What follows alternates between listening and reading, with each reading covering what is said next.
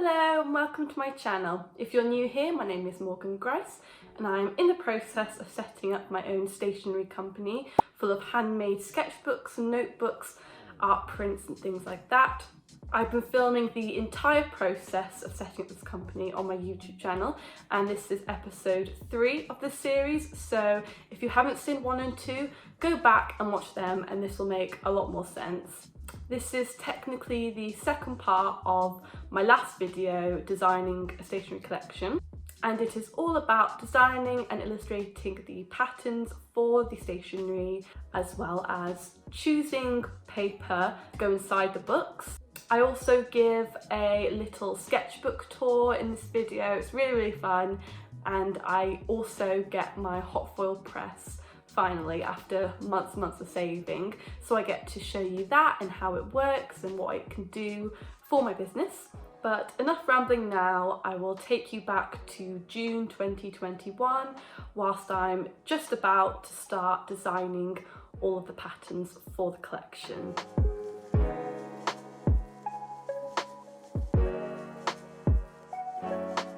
I've had a really interesting delivery today.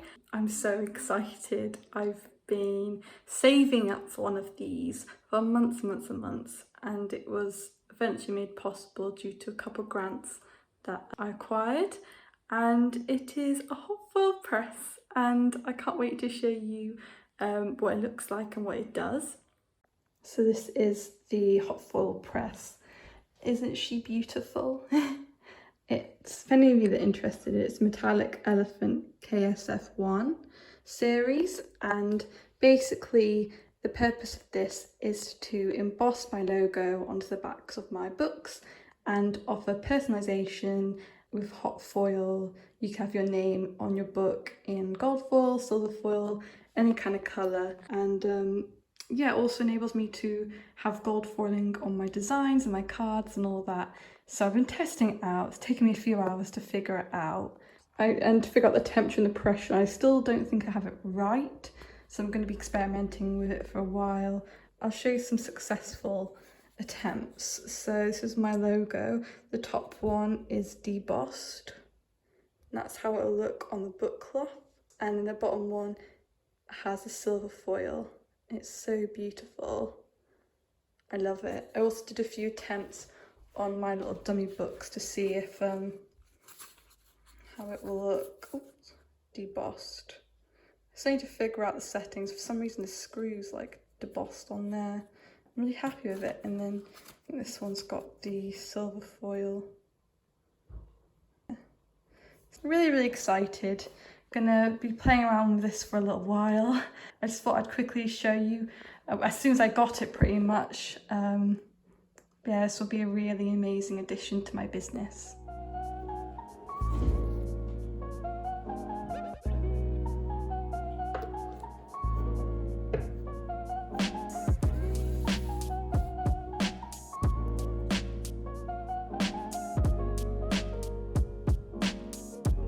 Just a quick update, I hot foil pressed the back of one of my sketchbooks that I made the other week. It's not centered at all, but it looks so cool. Just like the ones that you buy in the shop. I love it. And I did some gold foil inside as well on the end papers. I just think it looks amazing. Really happy. I finally figured out the right pressure and settings and temperature and everything, so yeah. It's the 21st of June today, and I thought I'd quickly do a paper update because I'm pretty much set on the paper that I'm going to be going for with the notebooks and sketchbooks. So after getting loads more samples of notebook paper and sketchbook paper, I've whittled down the notebook paper to 3 different papers, and it was really difficult to decide because 2 of my main core values for the company is quality and sustainability. So I needed to find a paper that was of the best quality that I could find, that was also sustainable, like I mentioned previously. And it was difficult to get something that was perfect, that met both of those values perfectly. I really liked this one. In terms of quality, it was my absolute favourite. I love the colour, the texture. It's so smooth and buttery and thick, and fine line and fountain pen works on it beautifully. Absolute favourite in terms of quality. And for sustainability, it's also really good. It's 100% recycled post-consumer waste. It comes from a mill that uses 100% renewable energy and is very environmentally conscious. The only downside for this is that the paper mill is in America, and even though the supplier that I'm using is UK based, the mill is in America, which obviously means that there are more carbon emissions in the transportation of the paper, which is really disappointing. So I'm still kind of trying to decide. If I do end up going with this paper, I'll probably end up trying to neutralise the carbon emissions by donating and taking part in various sustainable initiatives.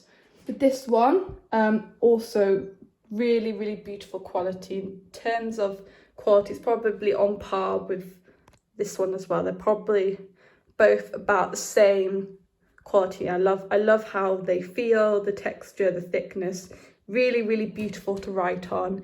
The only negatives of this one is I think it's a little bit too dark, and it's made from virgin fibres, which is not something that I want, but it is UK based. It's made in the Lake District, and it's obviously all this paper is FSC certified as well, which is just a requirement in my books. And then this paper, I also really like it. This one is also 100% recycled and recyclable. It's 100% post-consumer waste, and it comes from a company in Italy, which is a lot closer than America. My only issue with this one is it's not as nice to write on. It does look beautiful, I just find that the fountain pen bled a little bit. So yeah, this one is the cheapest. It's a lot cheaper than these two, considerably cheaper. But like I said, quality is something that's really, really important to me. So it's looking like I'm going to go with this one from the US, just because it has to be amazing quality and it has to be sustainable, and this is the closest I can get to my vision. I have a favourite notebook that I bought from a competitor, and I love it, and the paper is absolutely gorgeous. It's very similar to this paper, and I realised that I can't sell notebooks comfortably that aren't my favourite, so I have to make notebooks and use paper that is better than my favourite notebook. Essentially, it needs to be as good as I can make it. So I'm probably going to go with this more expensive one, just so that it has that quality that I desire it to have. It needs to be a really beautiful experience to write on. I have ordered some more samples. I have ordered a bunch of recycled paper samples from a paper mill in Scotland. So if the quality is on par with this paper, then it's a no-brainer. I'm going to go with the Scotland one, as long as it's not extortionately expensive. With this sketchbook paper, I did really struggle. I ordered a bunch new samples, didn't like any of them. I tested all my favourites out during a life drawing session the other day. So I felt that the best way to test the papers out was to actually use them to do art. So I took part in a life drawing session. Obviously these are nudes, so hopefully you won't be offended. It's all just life drawing, testing out different materials. And so I have decided to go with the paper that I used in this sample sketchbook that I made a few weeks ago. I've tried out so many papers the last few weeks, and using this paper was just such a joy, and it felt like coming home after testing out all these other samples. And it's pretty much exactly what my followers wanted, in the sense that it's really, really smooth. It's ivory paper, like a natural white colour, off-white. It's heavy duty, it's 190 GSM, so you can really throw anything at it and it will withstand it all pretty much. And the materials just work absolutely beautifully on it. The only concern about this is that because the paper is so thick, It does obviously lay flat because the book has been stitched by hand. All like hand stitched books lie flat. But because it's thicker paper, it doesn't flop open, has a stiffness to it. Let's see. As you can see, it has a bit of a stiffness to it. So I'm going to be testing it out. I'm going on holiday to Bath tomorrow for a week, and I'm going to be doing loads and loads of location drawing. So I'm going to be really putting the sketchbook through its paces and trying out its paper and seeing how it performs. I also have this paper which I really like, and it's essentially the same surface. It's from the same supplier. It's just much thinner at 150 GSM, and I'm probably going to use this paper for the small saddle stitch paperbacks just because the thicker paper won't work with that format.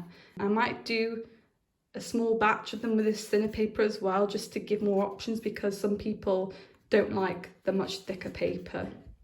So yeah, those are what I've decided to do with the papers. Still going to go through a round of testing, and obviously I've ordered in those samples from Scotland, but hopefully I'll be able to decide on what paper I want soon, and I'll be able to order in the paper and make some samples. Good morning, it is the 28th of June today, and I came back from my holiday in Bath yesterday. And as promised, I did loads and loads of location drawing and really tested out the sketchbook and sketchbook paper. And I thought I would go through the sketchbook and show you how the paper performs, my thoughts on it, all of that fun stuff. I ordered in the notebook paper. I decided on the 100% recycled post-consumer waste paper from the US. I ended up getting samples from the Scottish mill, and I really liked it, but the recycled paper wasn't very nice, and the nice paper wasn't recycled, and I decided that using recycled paper was more important to me than the location, because I can kind of offset the carbon emissions. Even though all of the paper that I tried out was FSC certified, which is really important. After learning about the paper making process and all of that, I wouldn't feel comfortable using 100% virgin fibres for my notebook paper.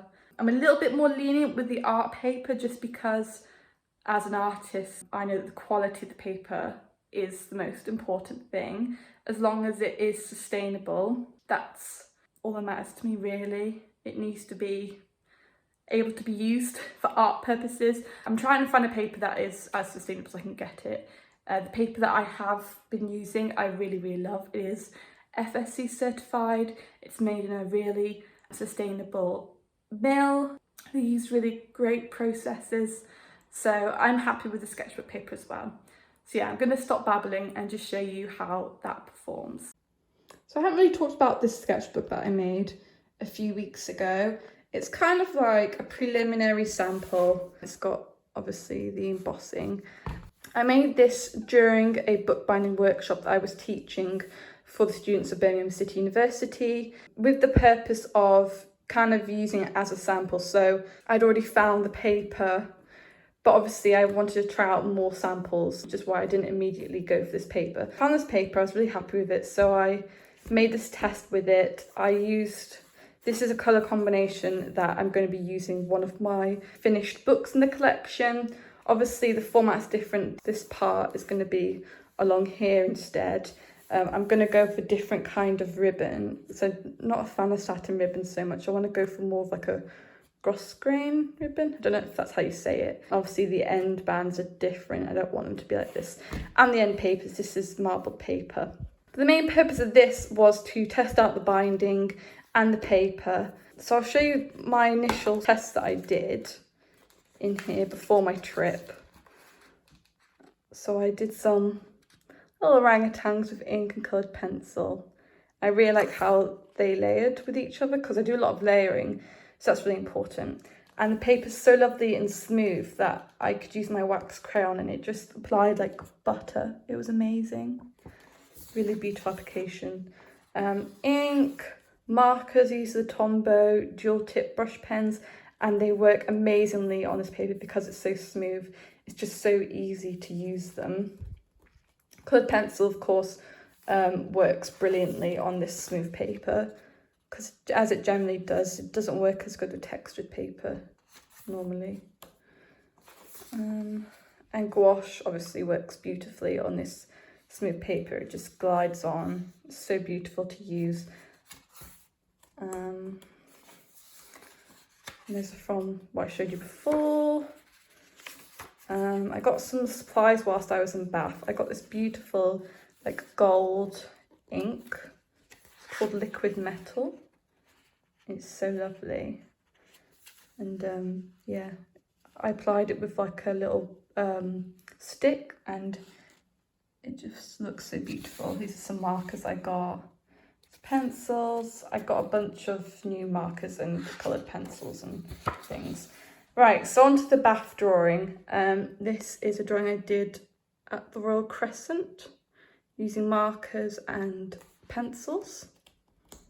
On to the next one. I went to the Victoria Art Gallery. These are a couple statues that were there, and oh, they were so fun to draw, and using graphite and pencil on this paper is so lovely. It's such a brilliant experience because, again, like I said, the paper's so smooth. The pencil just glides over it so well. And look how thick and buttery that coloured pencil looks. So nice. And they had loads and loads of ceramics on display, and I love drawing things like this, so I just did pages of them whilst I was there. These were beautiful perfume bottles, some really lovely shapes, and they had porcelain dogs, which I always find look really funny. I love how they look, so I drew a couple of them, but I took loads of pictures, so I'd like to draw some more. That's a view of the cathedral. I sat in a coffee shop and drew that. It was really fun. That's with markers and coloured pencils again. I went to the Royal Victoria Park and found this gorgeous tree and a little gingerbread house behind it. And I ended up drawing this tree 3 times because I couldn't quite capture it. This is like a negative space drawing with markers. That's the tree again. I think I captured it a bit better here. And that's it there again. Then I drew another tree next to it in pencil. I painted the Roman baths, but I'm not quite happy with this version of it. It just, it didn't come out as how I wanted it to, but I took this opportunity to really throw everything I had at it. So I used gouache, I used a lot of watercolour, I really layered the watercolour, as you can see from my experiments here. I've done loads of gradients, blending, applied loads of water to the page, and as you can see, it doesn't really warp at all. It's just, yeah, it's really brilliant paper, 190 GSM. It just takes everything you throw at it and performs brilliantly. I'm so happy with this paper. And it's definitely my favourite paper that I've ever used in a sketchbook. So I'm really excited to be able to offer it to my customers to use in their sketchbooks and hopefully enjoy it as much as I do. I also experimented with oil pastel on a scrap piece of this paper and I stuck it in. And that was also really fun because, again, it's so smooth. It just glides over the paper. It's so nice. But yeah, that's all I've done so far in this sketchbook, but I'm really glad I took it out and tested out the paper. I feel a lot more confident now in using this in my sketchbooks I'm going to be offering. I might offer some thinner fine grain paper as well for those that don't necessarily like smoother paper, but we'll see. We'll see how much everything costs and how much I can make in the time frame. But yeah, that's the plan. It's the 3rd of July today, and over the last few weeks, in between filming the other updates, I've been working on the designing of the collection, and it's been a really fun few weeks. This is what I've been most looking forward to besides the actual bookbinding, making the products. But yeah, I've come to a point where I have designed all the rough patterns that I want to do for the different books. I thought I would show you my process and where I'm at. I've done a different pattern design for each colour, and they will be used obviously for the covers and end papers, and the greetings cards and art prints obviously being modified for each kind of product, so it's not just a repeat of the same pattern over and over again. But yeah, next week I'm going to start creating the final illustrations, which I'm really excited about, but it'll take a while. But yeah, I'll just crack on and show you what I've done so far. So in my last update showing you my sketchbook, I decided on the colours that I was going to be going with for the collection. And since then, I spent a lot of time refining those colour palettes and expanding them. So for each colour, I used the two colours, so like the Indian yellow and the pale pink, and I expanded it to create other colour palettes. I also compared the colour palettes with the symbolism of that colour. So for Indian yellow, symbolism being happiness, peace, excitement, warmth, life, optimism and youth. And then trying to pick a colour palette that kind of emulates all those feelings and emotions, so that the colours used really reflect the hero colour, Indian yellow, for example. So I've done that for all of the colours, and I've kind of finalised the names as well. So for lilac, I didn't really want to call it lilac because all the other colours are quite specific, like Indian yellow, emerald green, Dutch orange, cobalt blue. So I went with ultramarine violet, which is a really lovely colour. It's basically lilac. You'll see it in a lot of watercolour palettes and things. And for pink, I've gone with, it says pink there, but I've actually gone with rose madder, which is a type of pink that was discovered before alizarin crimson, and it comes from the madder plant. And it's like a really old traditional pink pigment. So yeah, those are going to be the colour names and the colour palettes.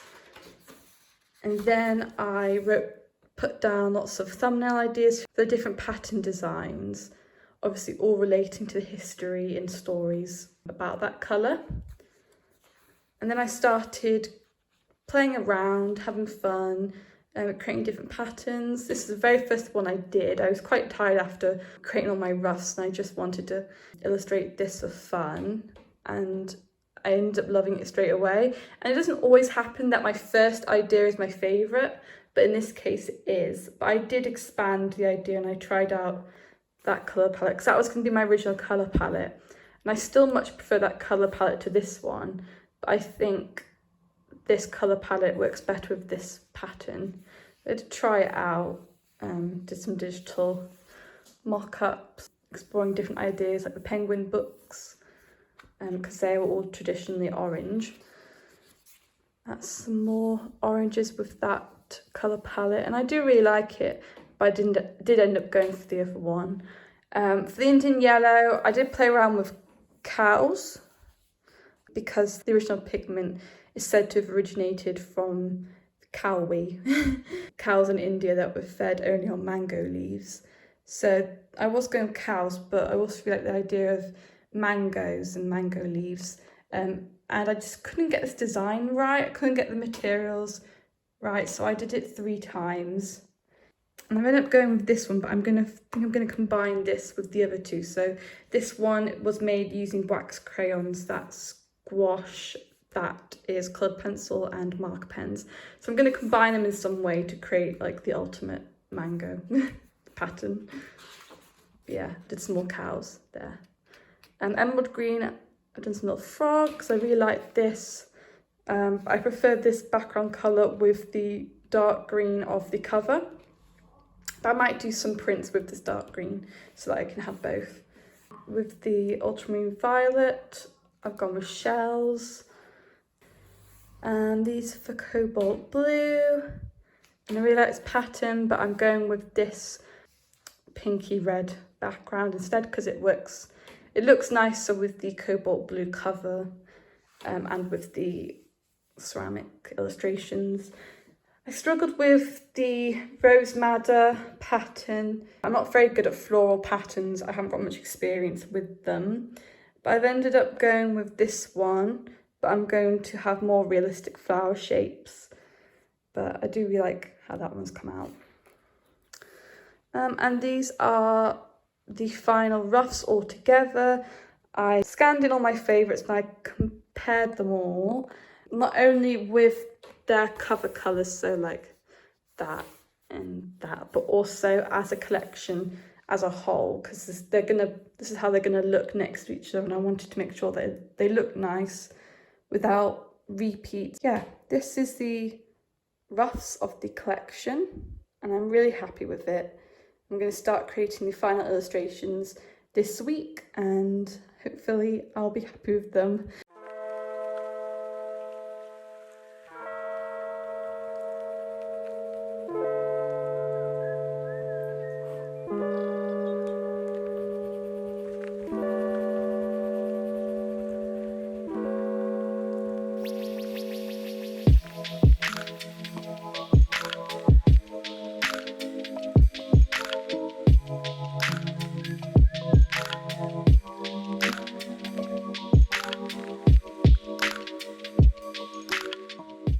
Good afternoon. I thought it was time that I update you about where I am in the project, and I just finished the 6th and final pattern design for the collection this morning.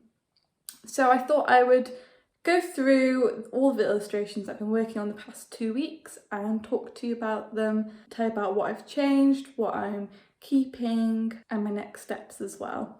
So these are the 6 illustrations laid out. I did each one on like an A3 sheet of paper so that I'd have plenty of space and I can change the dimensions for each product they'll be used on.